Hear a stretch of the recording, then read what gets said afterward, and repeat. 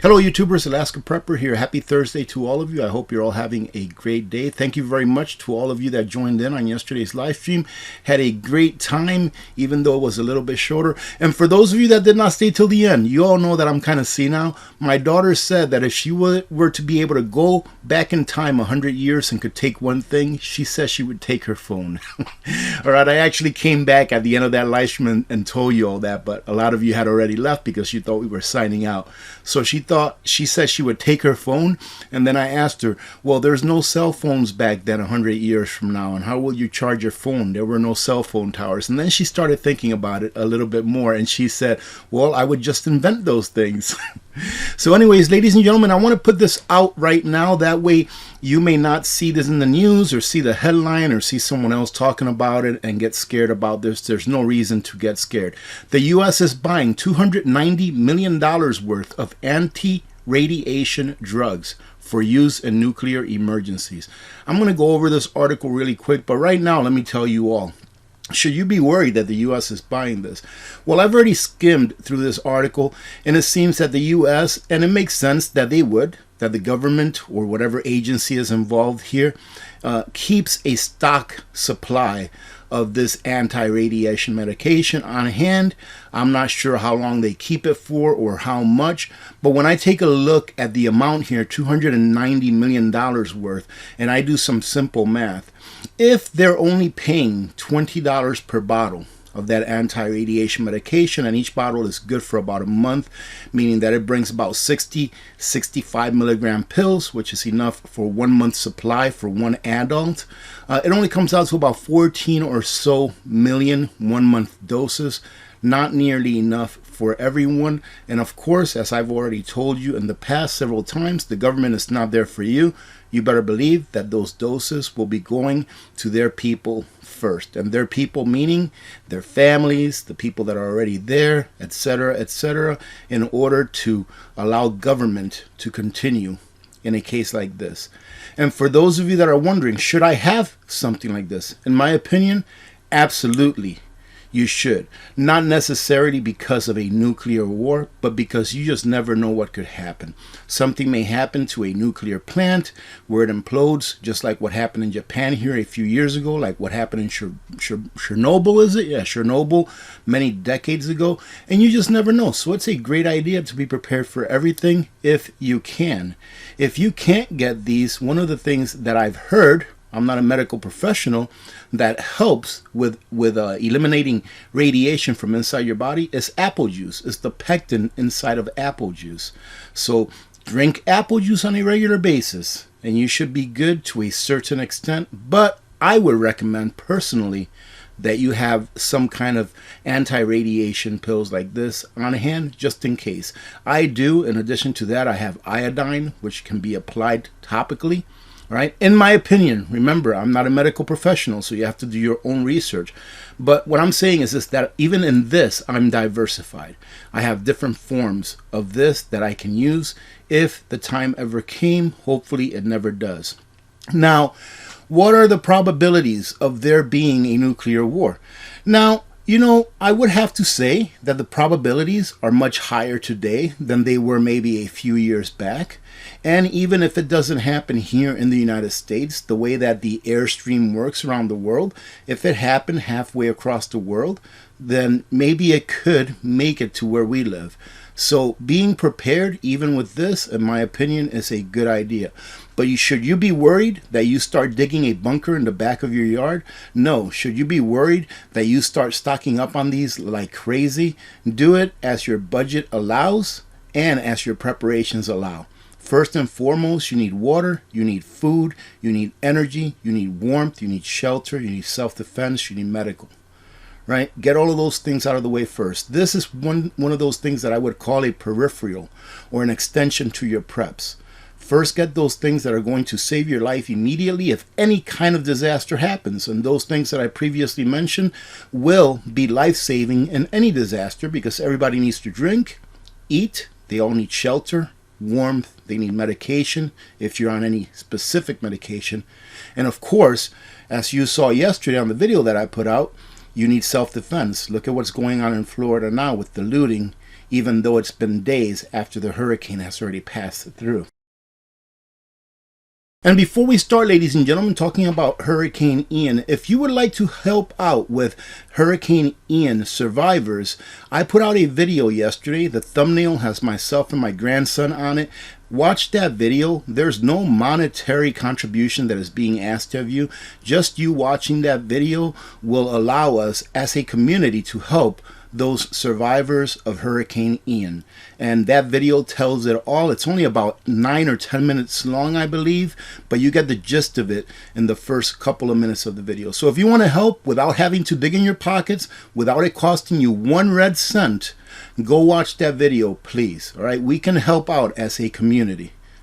HHS purchases drug for use in radiological and nuclear emergencies as part of a long-standing, ongoing effort to be better prepared to save lives following radiological and nuclear emergencies. The U.S. Department of Health and Human Services is purchasing a supply of the drug N-Plate from Amgen USA Inc. N-Plate is approved to treat blood cell injuries that accompany acute radiation syndrome in adult and pediatric patients.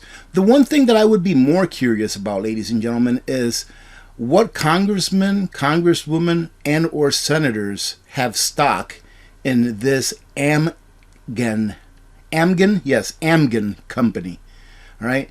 What congressmen, congresswomen / senators have stock in this company that they're buying the drug from? That's what I would be asking more so. I'm not sure how to research that kind of stuff. BARDA is using its authority provided under the 2004 Project BioShield Act and $290 million in Project BioShield designated funding to purchase the supply of the drug. You see how they make laws and they pass laws that they're able to use years and years ahead, and how when they have laws that have already reached their maturity, like for example NDAA, it gets renewed every single time, even though we really don't need an NDAA, but once the government gains power, they really don't like to relinquish it as easily as it was for them to gain it. Look at the Patriot Act, which is what turned into the NDAA, I believe it is, and these laws will stay on the books forever, ladies and gentlemen. We are slaves to laws. You know, I digress. The U.S. government said the procurement of N-Plate was not in response to the Ukraine war, or to the war in Ukraine, the Telegraph reported. An HSS spokesman told the Telegram, "This is part of our ongoing work for preparedness and radiological security. It has not been accelerated by the situation in Ukraine." So don't worry, ladies and gentlemen. I actually do believe this. I believe that the government does have a stockpile of everything they need. All right, for what is it called? Continuation of government or something like that. I forget what they call it. But governments, although they mock preppers, governments are the biggest preppers that there are by far. And they're prepping with our tax dollars as well. And then the rest of this article, ladies and gentlemen, is just them telling you about what's going on in Russia and all that kind of stuff. And we already know what's going on there. They're having a war. Even though they're not calling it a war, it's a war. Since we're already here, let's go through this really quick. So remember when the USDA was asking that gardens, like community gardens, be registered with the USDA?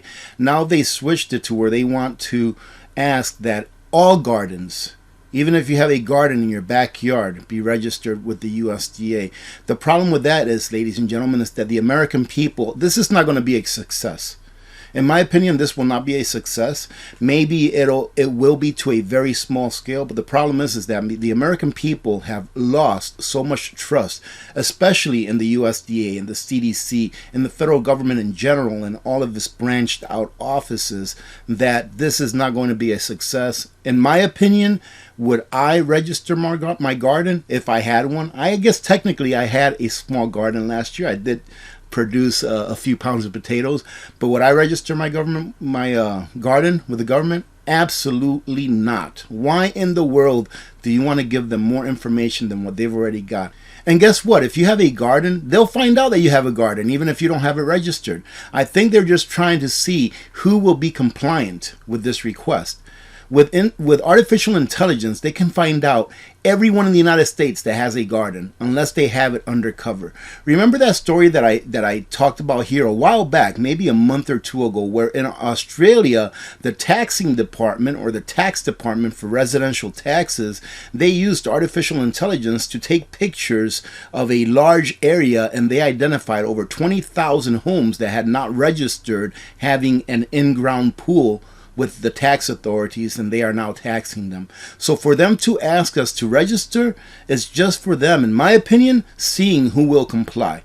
Because they can do this with no problem, just using artificial intelligence, using their satellites if they want, or just using drones. All right, ladies and gentlemen, this is something that is very easy for them to do, but they want to see if you will comply.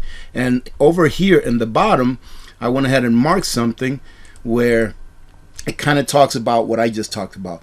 While a handful of folks in the USDA may have well-meaning intentions behind this program, the behemoth organization's track record and history clearly indicate that the overwhelming majority of them do not care about your health. And I would have to agree with that. Not only do they not care about your health, but most of their farm and food budgets go towards subsidizing products that directly harm your health. So if you want to register your garden, go ahead and register your garden. I don't think I will ever. And like I said, if they want to know if you have a garden, all they have to do is use the resources that they already have at hand. All right, ladies and gentlemen, a short one for today. Thank you very much for joining in. I was actually not going to put out a video this morning because I have some stuff to do, but I came in here a little earlier to do it as soon as I saw this story break out. That way you would not be alarmed that the government is buying all these millions of dollars worth of the anti-radiation pills. So having said that, have a great rest of your day. We will see you tomorrow during our live stream at 2 p.m.